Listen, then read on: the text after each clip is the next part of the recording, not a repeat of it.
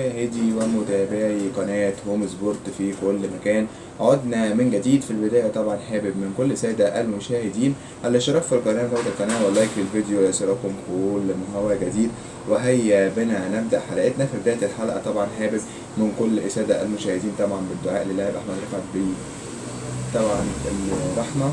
ده رقم واحد. رقم اتنين طبعا الدعاء طبعا للاعب كريم فؤاد طبعا اللي اتصاب بقطع في الرباط الصليبي طبعا في النادي الأهلي طبعا. ده في بداية الحلقة، ثم ندخل على موضوع حلقتنا. طبعا النهاردة هكلمكم عن بداية جديدة وبداية الدوري الإنجليزي الممتاز البريمير ليج لعام 2024 2025 في أحد أقوى وأهم المواسم للدوري الإنجليزي، وإن شاء الله هتكون في تغطية كاملة وشاملة للدوري الإنجليزي طبعا، وكل البطولات الأوروبية القوية طبعا اللي قادمة، زائد طبعا دوري أبطال أوروبا وأهم المباريات في الموسم.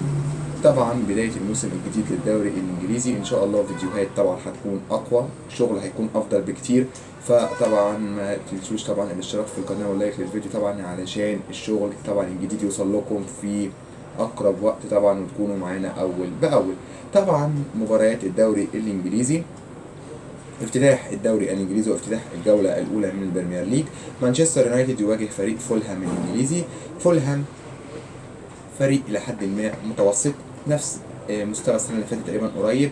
ما جابش صفقات قويه، ما جابش طبعا تقريبا غير سميث رو طبعا لاعب ارسنال، عكس مانشستر يونايتد الفريق اللي عمل تدعيمات قويه جدا السنه دي، الفريق اللي خرج لعيبه كتير من عنده زي رافائيل فاران ومارسيال وفان دي بيك، وطبعا دخل صفقات تقيله جدا زي طبعا لين يورو طبعا برضك ربنا يشفيه طبعا لاعب اتصاب طبعا 3 شهور طبعا، وطبعا ماتياس زيليخت في خط الدفاع مع مزراوي ثنائي البايرن، زائد طبعا زيرسكي طبعا مهاجم بولونيا طبعا السابق ومهاجم مانشستر يونايتد الحالي. الفريق بقى كويس قوي، الفريق واضح انه بيتطور. اداؤه في مباراه الدرع الخيريه امام مانشستر سيتي واضح ان الفريق واضح هيبقى عنده فكر، واضح انه بدأ يقف على رجله دفاعيا، رغم ان في مباراه مانشستر سيتي في الدرع الخيريه ما شاركش ولا لاعب من الصفقات الجديده اللي طبعا اكيد هتشارك النهارده امام فولهام بشكل كبير، وهيكون الفريق واضح له ملامح كتيره مع تنهاج. فطبعا اتوقع على اداء مانشستر يونايتد في الوقت الحالي مع الصفقات. المباراه هتكون صعبه شويه امام فولهام لان لسه اول مباراه باللعيبه الجديده اللي دخلت في المنظومه، ولكن رغم صعوبه المباراه مانشستر يونايتد هيتفوق بهدفين مقابل هدف على فولهام ويحقق اول انتصاراته في الدوري الانجليزي. نروح بعد كده الى ثاني المباريات، واول المباريات غدا في تمام الثانيه ونصف بين ليفربول وابشريس تاون. طبعا ابشريس تاون الفريق الصاعد لسه من الشامبيونشيب في قياده طبعا اللاعب سام مرسي اللاعب المصري، ولكن طبعا ليفربول للاسف ما دعمش فريقه باي صفقات خالص حتى الان. ممكن الفريق دعم في صفقات خلال الايام الجايه، لسه في 15 يوم في فتره الانتقالات الصيفيه، ولكن بالرغم من ان ليفربول ما دعمش لعيبته باي صفقات ولا الفريق جه فيه اي لعيبه جديده، ولكن الفريق كويس جدا برضك الى حد ما. العناصر اللي يعتبر كلها ما حدش خرج، العناصر اللي موجوده في الفريق هياها، ما فيش طبعا ممكن غير عنصر او اتنين اللي خرجوا زي تياجو الكانتارا ماتيب. طبعا اللعيبه دي ما كانش طبعا في اي اعتماد عليها في الفريق، فمش هتاثر من حيث خروج اللاعبين، ولكن اللي هيأثر ان هم يحتاجوا صفقات. فطبعا اكيد هيحتاجوا صفقات. واضح برضك من فكر ارن سلوت المدير الفني الجديد لليفربول ان اداء الفريق متميز جدا. واضح برضك ان الفريق اللعيبه مستوى كويس، محمد صلاح شايف مستوى كويس جدا في فتره الاعداد، داروين نونيز برضك مستوى بدا يبقى كويس، جوتا متالق جدا، لويس دياز برضك متالق. فطبعا نسبه لتالق كل اللعيبه في ليفربول والاداء المتميز قدام ليفربول وضع فريق ابريتش تاون. طبعا اعتقد فوز ليفربول بثلاث اهداف مقابل لا شيء، واول 3 نقاط واول كلين شيت في الدوري الانجليزي لفريق ليفربول. نروح بعد كده الى مباراه ارسنال وولفرهامبتون. ارسنال طبعا اللي خسر الدوري العام الماضي بفارق نقطتين عن مانشستر سيتي، خسر في اخر الدقائق في اخر جوله، ولكن طبعا ارسنال اكيد السنه دي هيحاول يخش بكل قوته، هيحاول ان هو يلعب على الفوز، هيحاول انه يلعب على تجميع اكبر عدد من النقاط، لانه موسمين بيصارع على الدوري الانجليزي وما قدرش يحققه، فطبعا شيء صعب جدا.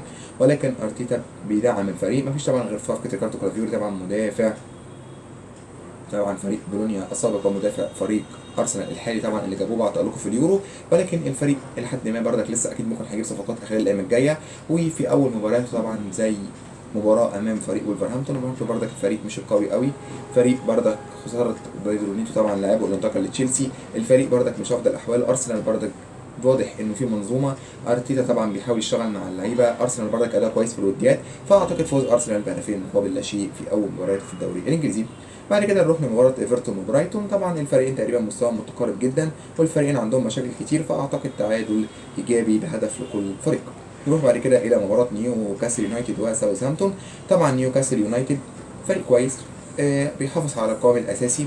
بردك الموسم اللي فات ما كانش افضل حاجه، ولكن مواجهته فريق زي ساوثهامبتون فريق لسه صاعد من الشامبيونشيب، لسه ما فيش خبرات، ما فيش اداء، ما فيش اي مستوى. فاعتقد نيوكاسل هيقدر يفوز بهدفين مقابل لا شيء على فريق ساوثهامبتون، يحقق اول 3 نقاط ليه في الدوري الانجليزي. نروح بعد كده الى مباراه نوتنغهام فورست وبورنموث. برضه مفيش كلام كتير في المباراه، انا شايف الفريقين مستواهم متقارب جدا، والفريقين عندهم مشاكل كتير، فاعتقد المباراه هتنتهي بالتعادل الايجابي بهدف لكل فريق. نروح بعد كده لمباراه قويه جدا بين ويست هام واستون فيلا. ويست هام يونايتد طبعا عمل صفقات كتيره جدا، زي طبعا اللاعب فولكروج ولاعب توريدو طبعا، لاعب طبعا نيس الفرنسي اللي انتقل لهم، زائد طبعا حفاظ على طبعا اكثر من لاعب زي محمد قدوس وبوين وانتوني ولاعيبه كمان كويسه قوي. فالفريق واضح انه بيقدم مستويات جيده جدا طبعا. وست هام طبعا جاب صفقات تانية، بس انا الحقيقه مش فاكرهم دلوقتي، طبعا انا بقول لكم عليهم لو حابين طبعا في الاسبوع القادم. فوست هام امام استون فيلا. استون فيلا مع اوناي ايمري فريق كويس جدا، الفريق وصل دوري ابطال اوروبا منذ فتره كبيره جدا، الفريق عامل اداء كويس، بردك عمل صفقات. فطبعا وسط مستوى وست هام المتميز ومستوى استون فيلا وتناسب هتكون مباراه قويه جدا، واعتقد هننتهي بالتعادل الايجابي بهدفين لكل فريق. نروح بعد كده الى برينتفورد وكريستال بالاس. كريستال بالاس طبعا اتوقع يفوز على برينتفورد 3-1 لانه الفريق افضل من برينتفورد بكتير. ثم اخر مباراتين في الجوله طبعا مباراه قمه في الجوله وفي افتتاحيه البريمير ليج بين مانشستر سيتي وتشيلسي. طبعا مانشستر سيتي خروج جيرين الفاريز، دخول سافينيو طبعا لاعب جيرونا، مفيش حاجه تانية في الفرقه اكتر من كده، الفريق محافظ على كل قوامه. حتى الكلام اللي سمعناه في فتره الانتقالات الصيفيه عن خروج اللاعب طبعا الاول كيفن دي بروين وإيدرسون للسعوديه طبعا ما حصلش، وقدر جوارديولا يحافظ على الفريق. تشيلسي صفقات كتيره جدا مع مدرب جديد هو انزو ماريسكا، مع صفقات زي بيدرو نيتو، وطبعا صفقات دفاعيه زي اديبايور، وصفقات طبعا في الخط الهجومي، ولسه هيجيبوا صفقات، والفريق بردك عنده كعبله كبيره جدا، والفريق عنده لخبطه. وانزو ماريسكا خصوصا لسه بيبدا اول مباراه في الدوري مع تشيلسي، فهيقدم تشيلسي اداء كويس ما قلناش حاجه، وهيقدر يسجل. ولكن اعتقد فوز مانشستر سيتي ب 3-2 وهتكون مباراه كويسه جدا، ولكن مشكله تشيلسي هتكون هي تخبط دفاعي وتخبطات في اللعيبه هتسبب في تلقي اهداف كتير، وهتنتهي المباراه 3-2 لمانشستر سيتي. نروح بعد كده الى اخر مباريات الجوله وختام الجوله. ليستر سيتي امام توتنهام. انا شايف طبعا توتنهام مع التعاقد مع دومينيك سولانكي، مع الحفاظ على اكثر من لاعب، مع الاداء طبعا المتميز في الفتره القادمه لتوتنهام، وليستر طبعا اللي خسر انزو ماريسكا وخسر اكتر من لاعب، والفريق بدا يبقى لسه صاعد، فريق برضك مش باين له اي لعيبه قويه، مش باين له اي فكر. فاعتقد توتنهام هيفوز على ليستر ب3 أهداف مقابل هدف، ويقدر توتنهام يحقق ال3 نقاط الأولى له في الدوري الإنجليزي. طبعا ده كان ملخص سريع وسريع جدا طبعا عن أول جولة في الدوري الإنجليزي. طبعا ان شاء الله احنا معاكم في المباريات القادمه، وكل اسبوع ننزل لكم حلقه، وان شاء الله حلقات منتصف الاسبوع هترجع مع عوده دوري ابطال اوروبا، ومع عوده جولات نصف الاسبوع احنا لسه بنبتدي، وان شاء الله هحاول احلل لكم كمان اقوى الدوريات الاوروبيه، سواء الدوري الالماني الفرنسي الايطالي، اعمل لكم طبعا حلقات ليهم، ولكن ممكن يكون مش بشكل اسبوعي طبعا زي ما قلت لكم قبل كده. احنا طبعا بنركز على الدوري الانجليزي طبعا ودوري ابطال اوروبا، وطبعا بالنسبه للدوريات الاوروبيه الاخرى بيكون لها حلقات في المباريات الهامه او في مباريات القويه. طبعا ممكن بردك لو عايزين اكلمكم عن الانتر، طبعا الانتر بردك هيبتدي، طبعا دي جزء بقى ملوش علاقه بالدوري الانجليزي. الانتر هيبتدي امام جنوا طبعا غدا، اعتقد الانتر هيفوز على جنوا ب3 أهداف مقابل هدف، لان الانتر كمان عمل شغل كويس قوي الحقيقه، وقدر يدعم فريقه باكتر من لاعب، وقدر يحافظ على القوام الرئيسي، وقدر يدعم بزيلينسكي طبعا ولاعب مهدي ترمي، وقدر يدعم فريقه. اعتقد الانتر هيفوز. طبعا ريال مدريد عنده مباراة اعتقد مع ريال مايوركا، اعتقد ريال مدريد هيقدر يفوز على مايوركا ب3 أهداف مقابل لا شيء.